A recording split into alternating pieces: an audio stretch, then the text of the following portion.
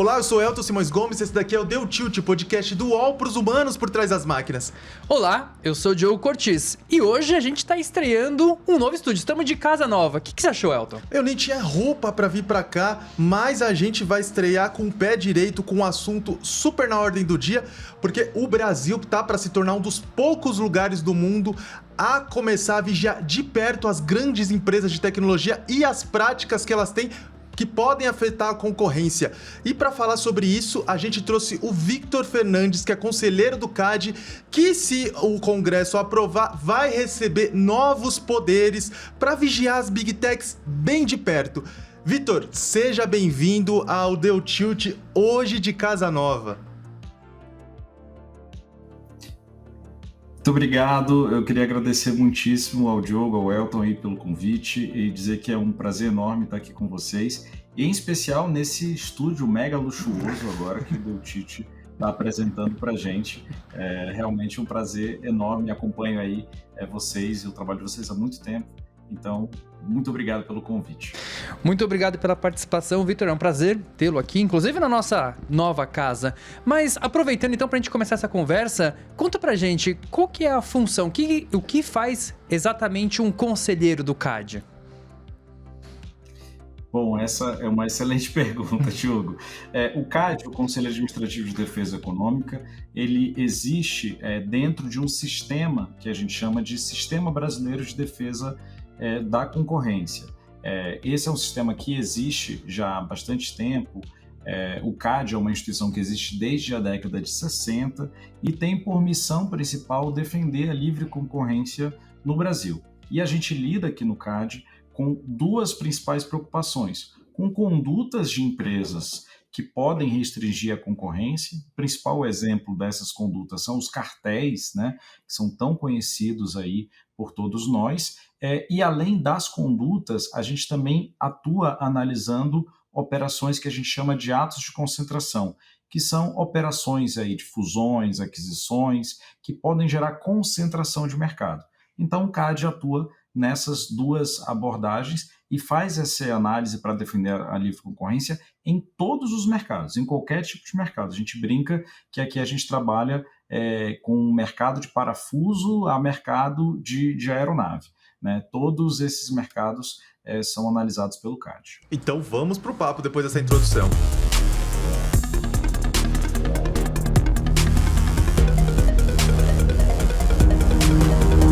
Victor, recentemente o Executivo mandou um projeto de lei para dar mais poderes para o CAD e tornar o Conselho, por assim dizer, um xerifão das Big Techs, dos mercados digitais. Como é que isso vai funcionar na prática? Bom, para explicar um pouquinho o que a gente está discutindo agora no Congresso brasileiro. O CAD, como eu disse, ele atua sobre todos os mercados, e dentro dessa atuação transversal e ampla, o CAD sempre olhou para mercados digitais, mercados em que a gente tinha atuação de plataformas digitais, de grandes plataformas digitais, aí, de redes sociais, ferramentas de busca, marketplaces, né, e por aí vai. E o que começou a acontecer nos últimos 4 anos foi que várias jurisdições ao redor do mundo têm percebido uma certa dificuldade de aplicar as ferramentas tradicionais, das leis tradicionais de defesa da concorrência, para esses mercados digitais.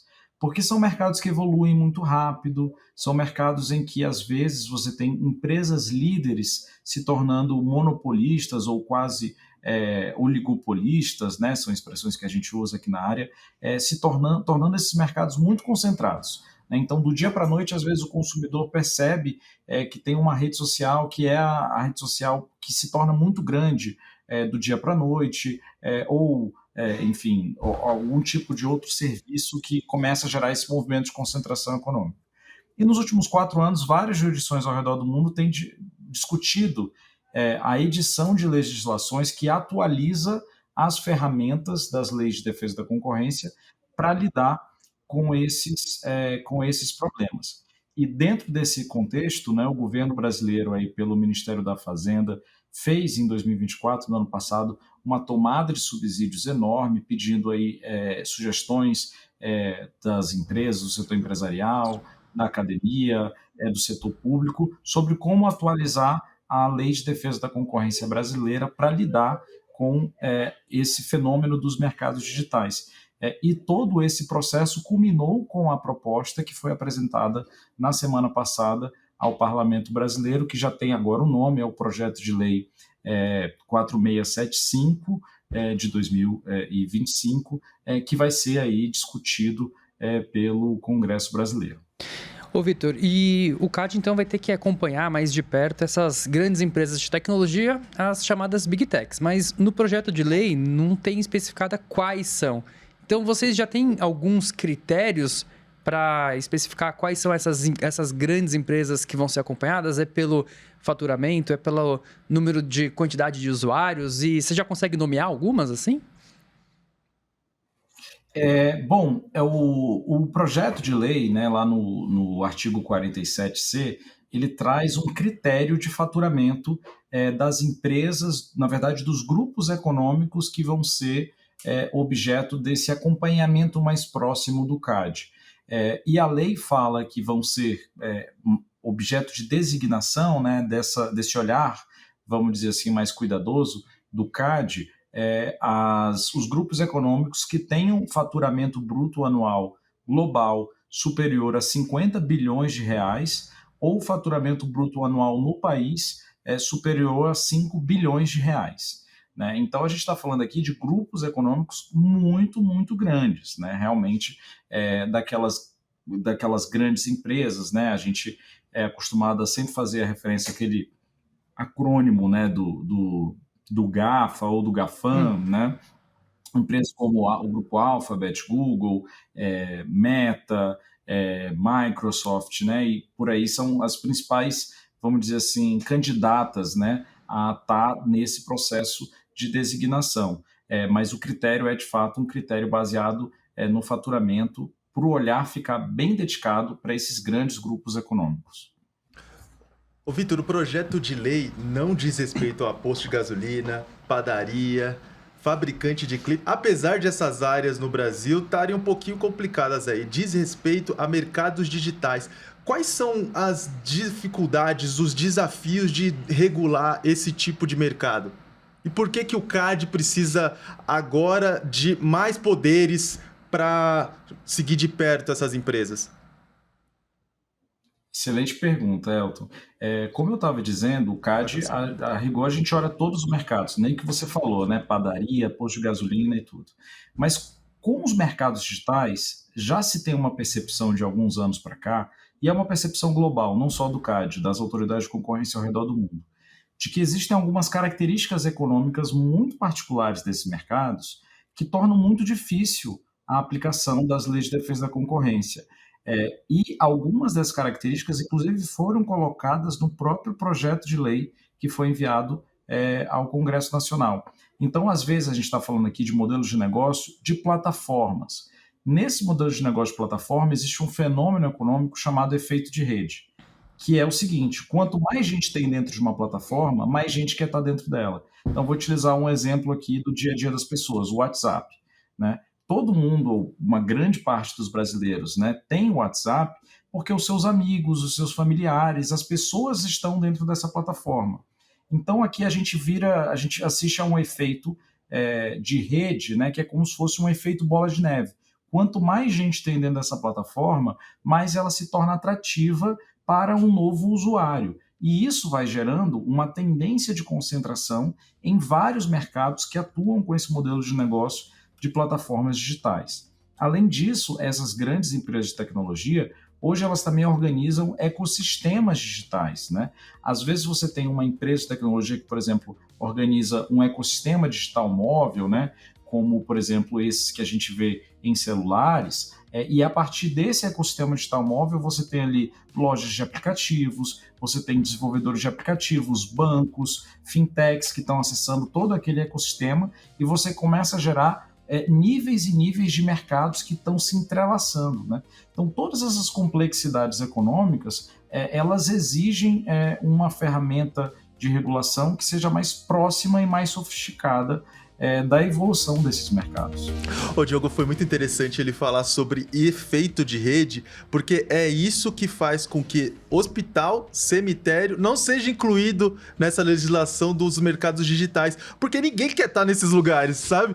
Ou seja, as pessoas só são afetadas por efeito de rede por empresas, plataformas, onde tem muita gente e onde elas querem estar, né? Exato, e a gente sempre vem discutindo essa questão do efeito rede, principalmente nas plataformas de redes sociais, porque é isso, né?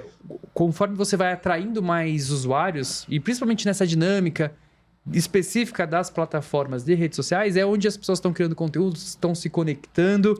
E se a gente pensar, depois que as primeiras plataformas foram ganhando volume de usuários, se estabelecendo, como, por exemplo, Facebook, depois Instagram e, posteriormente, de forma contínua ali também o Twitter, foi muito difícil novas plataformas entrarem, né? Então, o Google tentou várias plataformas. Você lembra Você chegou a usar o Google Pulse? Google Pulse? Nossa, você desenterrou essa daí, hein? O Google tentou várias plataformas e nenhuma deu certo. Eu lembro do Google+. Google Plus. Google Plus. Ah, é porque eu usava em português, desculpa. Ah, tá. Então, a gente tem esse efeito rede nesse movimento, né? Então, é muito difícil você conseguir competir com um novo produto, especialmente nessas plataformas e em específico de redes sociais.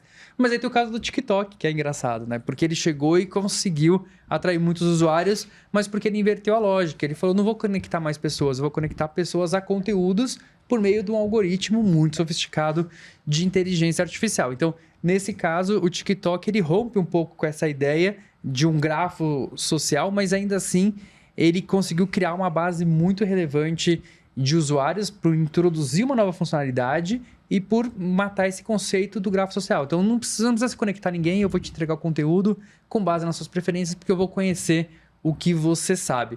Mas hoje é um mercado muito, muito consolidado, né? Na mão de poucos players ali. Exato. E sofisticado também são as estratégias que as empresas fazem para manter as pessoas lá dentro. Porque não basta só ser muito legal e ter muita gente lá também. Tem que ter o que fazer. Ou seja, elas criam outras funções que fazem com que esse aplicativo seja tão necessário para a vida das pessoas que não tem como quem quer que seja, usar qualquer outra coisa que não seja aquela plataforma, seja para falar com quem você gosta, seja para falar com quem você não gosta, seja para você seguir quem você detesta, ou seja para mandar dinheiro. Isso, inclusive, é o que está na gênese do processo antitrust. Olha só, a gente está falando de políticas de concorrência para fortalecer a concorrência no Brasil, e lá nos Estados Unidos está rolando uma coisa parecida com a Meta, que ela tem sido acusada de monopolizar o segmento inteiro de redes sociais quando ela comprou o WhatsApp e o Instagram e ela tirou potenciais concorrentes do mercado. E aí a Meta está dizendo o seguinte, mas espera lá, que tipo de rede social você está falando? Porque essas daqui são redes sociais pessoais.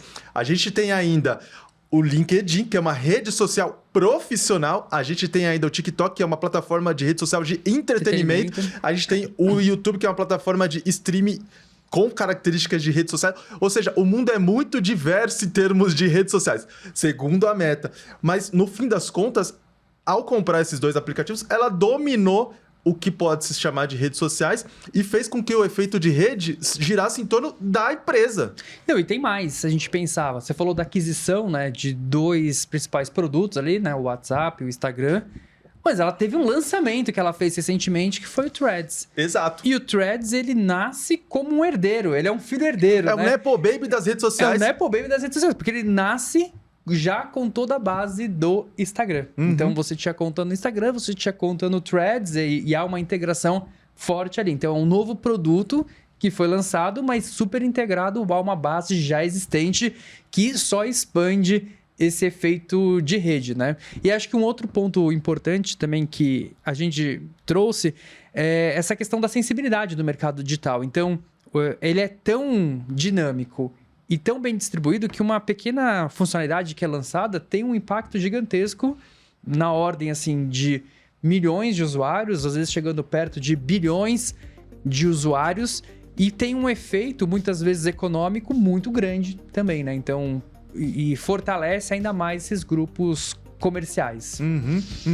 E pode parecer imperceptível para as pessoas, mas quando uma empresa grande como a Meta lança um aplicativo a partir de outro aplicativo que já é gigante, como o Instagram, que tem 3 bilhões de pessoas, e você pode passar a compartilhar do Instagram com o Threads, tem um botãozinho ali. É uma coisa simples. Que, Não, na hora que uma... você posta, já vai direto. Mas é uma coisa simples que ninguém vê. Mas isso é um impulso gigantesco pro nosso Nepo Baby das redes sociais. O efeito rede é um aspecto importante para avaliar como as empresas se comportam em relação aos concorrentes, mas tem outros aspectos da competição em que o Vitor pode ajudar a gente.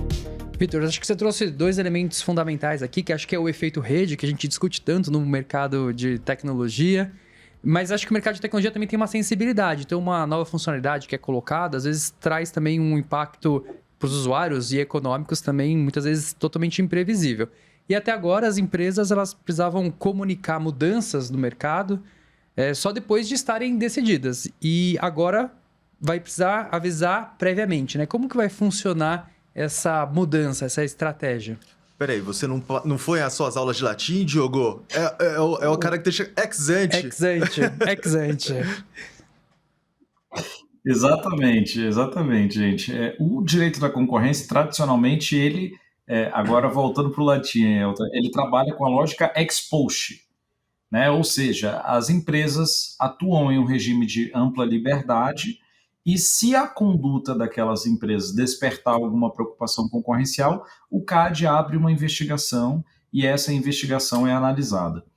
E a gente abriu nos últimos anos diversas investigações que envolviam mercados digitais. Só que o que a gente percebe é que essas investigações, às vezes, demoravam anos para ser concluídas, e quando o CAD chegava para julgar o processo administrativo contra uma empresa, principalmente essas empresas que atuam em setores altamente dinâmicos de tecnologia, às vezes isso durava 5 anos, 8 anos, e quando o CAD chegava para julgar aquele processo, o mercado já tinha mudado radicalmente. Então, a lógica de sair de um modelo ex post, né, para o modelo ex ante é a seguinte: olha, agora o CAD vai definir as regras do jogo previamente. E as empresas vão ter que cumprir essas regras do jogo nesses mercados digitais para, por exemplo, não autofavorecer produtos e serviços próprios, para, por exemplo, não restringir o acesso de recursos essenciais para alguns competidores, não praticar venda casada de produtos e serviços digitais, não bloquear produtos de terceiros, não esconder ou negar acesso a dados empresariais. Todas essas obrigações vão ser definidas pelo CAD em uma espécie de código de conduta, que vai ser definido para cada uma dessas grandes plataformas digitais. E aí a gente sai de uma lógica, vamos dizer assim, de correr atrás do problema e vai para uma lógica de definir as regras do jogo de forma prévia. Ô Vitor, quem acompanha o trabalho do CAD sabe que as empresas não gostaram nada desse tipo de abordagem ex ante, ou seja, antes do fato acontecer. Até porque elas vão ter que ser obrigadas a dizer o que elas vão fazer, não só para o CAD, mas para os concorrentes e para os consumidores que podem pensar 2 vezes se vão continuar naquela plataforma. Como é que vocês pretendem driblar esse tipo de argumento ou talvez amenizar esse tipo de crítica? Como é que vocês estão trabalhando nessa questão? Eu acho que o projeto de lei, da forma como ele foi discutido pelo Ministério da Fazenda, pelo Ministério da Justiça, pelo governo de um modo geral, ele incorporou bastante o modelo regulatório que é sofisticado.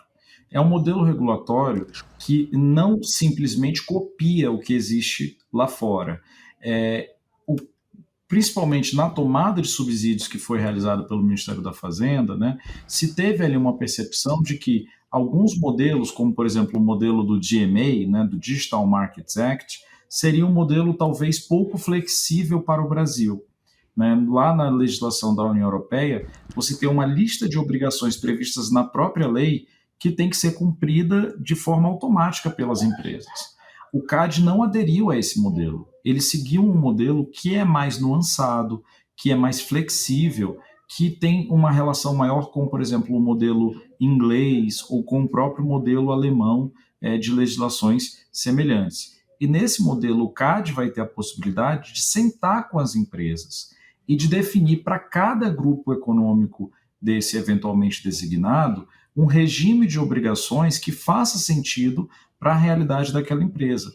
Inclusive, a própria lei coloca algumas salvaguardas importantes, dizendo, por exemplo, que quando o CAD tem um dispositivo da lei super relevante, né, o parágrafo 2º do artigo 47E, por exemplo, que diz que quando o CAD for definir essas obrigações, ele poderá e deverá estar atento aos aspectos dos produtos e dos serviços digitais que visem a segurança da informação, ao cumprimento de obrigações legais e regulatórias, por exemplo, relacionadas à LGPD, ou, né, se a gente tiver no futuro um projeto de lei de IA, né, aspectos do produto e do serviço que melhorem a funcionalidade desses ecossistemas. Então, o CAD não vai fazer nada de uma maneira, vamos dizer assim, automática, de uma maneira nua e crua, né? Isso tudo vai passar um diálogo com os agentes econômicos e que vai levar em consideração todas essas complexidades de segurança, adaptação e funcionamento dos ecossistemas. Eu acho que é importante esse ponto que o Vitor trouxe de mostrar que muitas vezes a gente ouve uma crítica de que o Brasil só está importando regulações de fora. E aí, quando eu falo de fora, eu estou falando de uma região muito específica do mundo, que é a União Europeia. Então, falam muito do efeito Bruxelas, né? Que o que acontece na Europa acaba virando quase que um farol para os outros países copiarem, e a gente escuta muito aqui.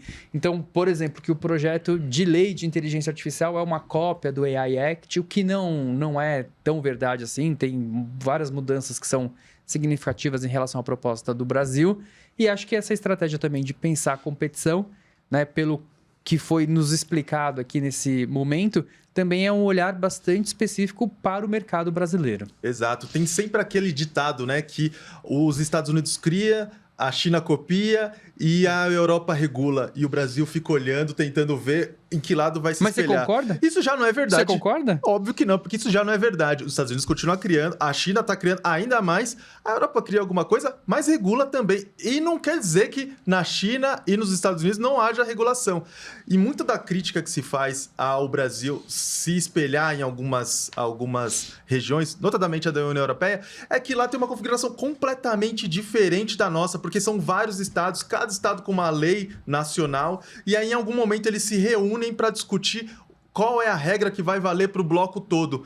E aí ele tem dinâmicas que não existem na nossa configuração legislativa, por óbvio. A gente, afinal, não tem... O estado de São Paulo não é um país que vai discutir com o Rio Grande do Sul, que vai discutir com o Rio Grande do Norte e ver como que a gente vai tocar esse grande negócio chamado Brasil. É uma configuração completamente diferente e é por isso que essa regulação que está sendo proposta ao Congresso Nacional tenta se distanciar nesses termos da União Europeia.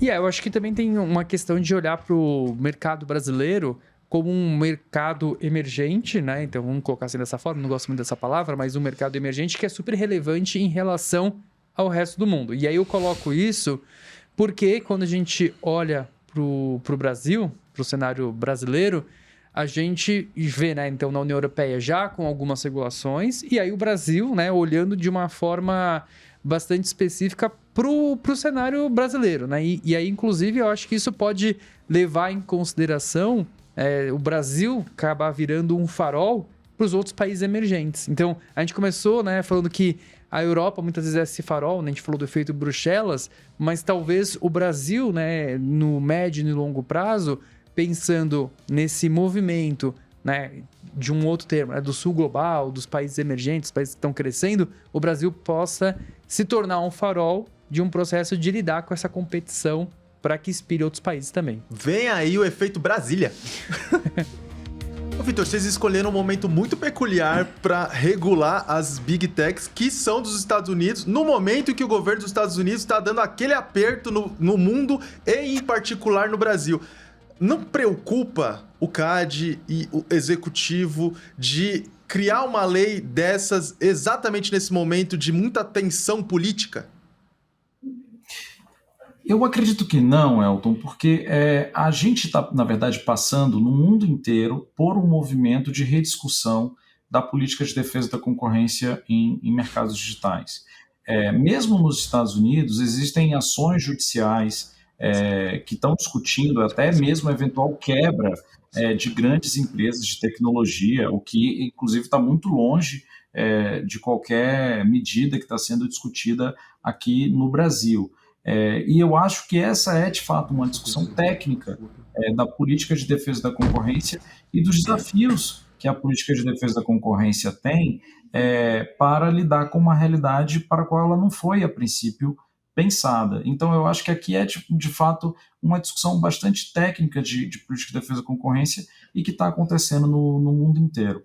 É claro que aqui existem sempre preocupações e discussões super legítimas sobre em que medida essa carga regulatória tem que ser compatibilizada com o dinamismo desse mercado, para não impedir inovação, para não impedir o desenvolvimento de novas tecnologias. Essas são preocupações que foram colocadas ao longo do processo de discussão desse texto, e isso aqui, o CAD participou também como espectador, né? O texto foi discutido pelo governo e não propriamente centralizado esse debate aqui no CAD. O CAD também participou dessa contribuição da tomada de subsídios, mas eu acho que esses argumentos são argumentos legítimos do processo democrático e que estão sendo levados em consideração e devem ser levados em consideração.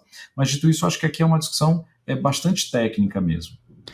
Vitor, e quando a gente ouve falar do CAD, acho que no senso comum, assim, na população geral, a gente sempre ouve o CAD atuando quando tem, por exemplo, fusão, aquisição de empresas, de marcas. Qual é a cor do S da Perdigão? Então, e agora a gente vê uma mudança também de estratégia, principalmente como a gente começou esse papo, e você colocou muito bem, né, do efeito de rede, da sensibilidade dos mercados digitais. E agora o CAD também vai olhar para essa questão de novas funcionalidades em produtos também. Vai entrar nesse detalhe, por exemplo, um novo lançamento que uma grande empresa de tecnologia vai fazer. Ela também tem que comunicar antes, não só o lançamento de um novo produto, mas também uma mudança tecnológica dentro de uma plataforma existente também entra nesse critério? O que a gente observa é que quando a gente está falando de condutas potencialmente anticompetitivas em mercados digitais, muitas das vezes essas condutas têm a ver com os termos e condições de uso daquele produto, daquele serviço digital, ou pode até ter a ver com o design mesmo, né, com o desenho daquele produto ou serviço digital. O CAD ele não vai necessariamente se colocar como, vamos dizer assim, uma espécie de fiscal que vai ter que analisar previamente todas as mudanças que as empresas fazem nos seus modelos de negócio. O que o CAD vai fazer para aquelas empresas que assim forem designadas, né, e que assim tiverem essas obrigações especiais, o CAD vai acompanhar o processo de implementação dessas obrigações. Então, por exemplo, se o CAD colocar ali a obrigação, olha, a plataforma não pode favorecer o seu produto próprio, ou ela não pode favorecer um serviço próprio. Se o CAD, por exemplo, impõe essa obrigação, ele vai acompanhar como que essa obrigação, o cumprimento dela, pode estar sendo implementado pela empresa. E isso pode, eventualmente, envolver a alteração de termos e condições de uso ou o redesenho tecnológico de um produto ou serviço. Mas a lógica é sempre pensada a partir da obrigação. Essa obrigação precisa ser cumprida. Então, essa um pouco a lógica do modelo. Vitor, pensando num exemplo prático, o Instagram lançou recentemente o Edits, que é uma ferramenta, um aplicativo de edição de vídeo para concorrer com o CapCut, que é do concorrente, o TikTok. Até aí, tudo tranquilo. Só que o próprio CEO do Instagram, em um vídeo postado no próprio Instagram, ele disse que vídeos editados pelo Edits poderiam ter aumento de visualizações. E quando você está navegando ali na aba do Reels, às vezes aparece, né, um vídeo que tem o destaque ali, editado pelo Edits. Nesse caso, é uma mudança que teria que ser avisada, então, ao CAD? É um exemplo de uma mudança assim, mais substancial que precisaria ser comunicada ao CAD? É difícil antecipar situações concretas ainda, Diogo. O que o CAD vai fazer no primeiro momento, né, e aqui, se essa proposta for aprovada pelo Congresso Nacional Brasileiro, e o Congresso Nacional Brasileiro também, sempre é importante deixar claro para os nossos ouvintes, é uma proposta de lei. Então, o Congresso Nacional também pode alterar significativamente esse modelo. Mas o que o CAD vai fazer no primeiro momento é designar as empresas e analisar os serviços ou os mercados em que existe algum tipo de problema concorrencial.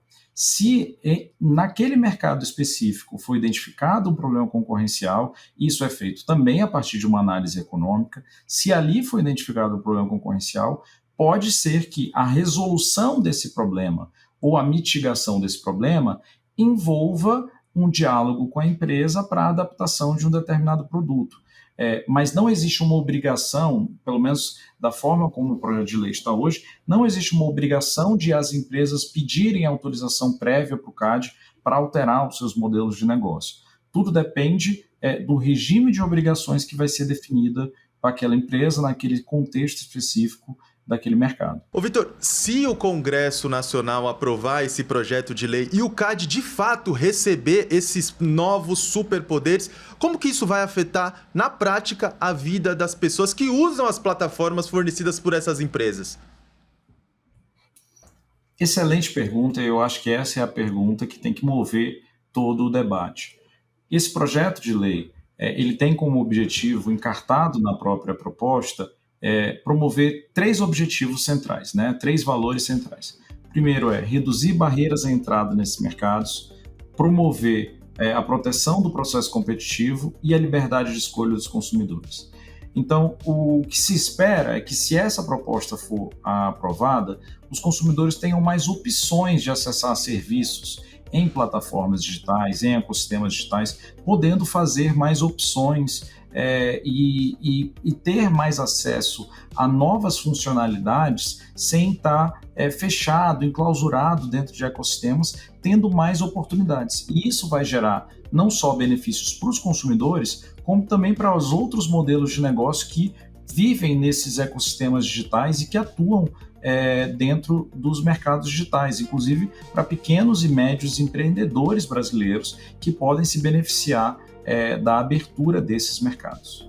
Diogo, do mesmo jeito que os Estados Unidos liberou a metralhadora giratória tarifária para todo mundo, o mundo também está olhando para a questão competitiva, a questão da competição, com um olhar muito atento, até porque hoje em dia a gente tem empresas que têm o poder de muitos países, e não só o poder financeiro de faturar bilhões de reais, bilhões de dólares em todos os lugares, mas também o poder de manipular por meio de uma mudança aqui e acolá em suas plataformas algumas das dinâmicas sociais. A gente conversa muito a respeito sobre liberdade de expressão, a gente conversa muito aqui sobre fluxos comunicacionais, mas a gente também tem que conversar sobre fluxos de dinheiro, fluxos de importação de práticas que são feitas por uma determinada localidade e passam a valer em outra localidade, ou seja, elas são transfronteiriças e colocam a questão da soberania jurídica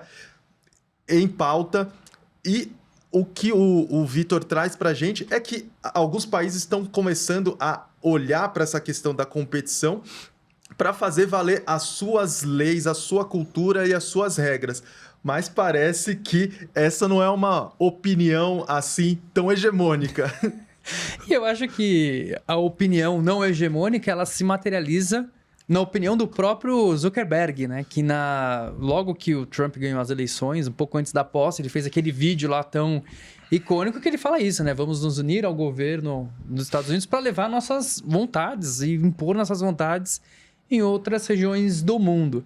E eu acho que isso já é uma resposta a um movimento que estava acontecendo, sim, de forma global, de tentar enquadrar essas big techs, porque até então elas entraram nesse cyberespaço de uma maneira livre, começaram a moldar comportamentos, práticas de consumo, modelos econômicos também em diversos países, e em algum momento os países falam, peraí, né, tem um ente de fora aqui que está impondo regras do jogo. Não, a gente que precisa impor essas regras. E aí, ao mesmo tempo, eles ficaram ofendidos, então, né? Ofendidinhos.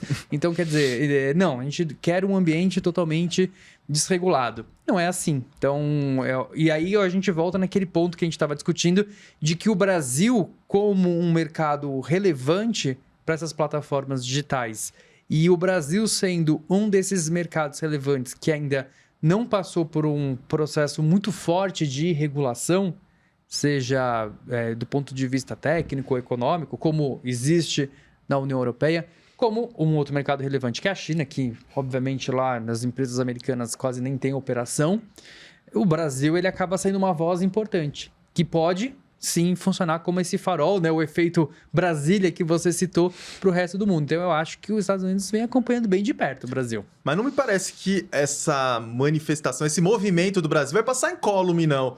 Que os Estados Unidos vai olhar o que a gente está fazendo aqui e achar assim, não, isso daí é uma tendência, é movimento, tem vários países fazendo a mesma coisa, não vamos achar que é o Brasil tentando enquadrar as nossas empresas. Já está acontecendo esse aperto, muito se tem dito que boa parte das tarifas e as outras medidas para apertar o Brasil tem relação com a regulação que o Brasil tem tentado fazer com as Big Techs, ou seja, achar que o Brasil tá só fazendo parte de uma tendência e ignorar que essa tendência adotada no Brasil tem efeitos no mundo, também não é algo assim tão fácil. Mas o fato é que a gente precisa impor as nossas necessidades, né? Então a gente precisa agir para regular o mercado, trazer uma competição e, claro, melhorar a prestação de serviço para os usuários brasileiros. Vitor, muito obrigado pela conversa. Eu acho que foi bastante esclarecedor, porque é um assunto duro, né, Diogo? Um assunto difícil de entender sobre o que está em cima da mesa, e eu acho que com essa conversa ficou bastante claro para onde o Brasil está querendo ir. A primeira conversa, caso o projeto de lei ande seja aprovado, a gente vai convidá-lo de novo, Vitor, para conversar com a gente novamente. Mas muito obrigado pela participação, ajudou a esclarecer muitos pontos. Muito obrigado, gente. Foi um prazer enorme participar do podcast, em especial com esse cenário super luxuoso. E eu fico mega à disposição de voltar para a gente conversar mais sobre esse assunto. Muito obrigado. Convite feito. Inclusive está feito também o convite para os representantes das Big Techs virem aqui discutir essa questão que é tão importante para o país e também para elas, né? Mas é isso, o Deutsche sempre está aberto para ouvir pontos de vistas diferentes. Afinal, a gente quer promover aqui uma conversa, né? Isso mesmo. Eu sou Elton Simões Gomes. Eu sou Diogo Cortis. E esse daqui foi o Deu Tilt, o podcast do UOL para os humanos por trás das máquinas. Até mais.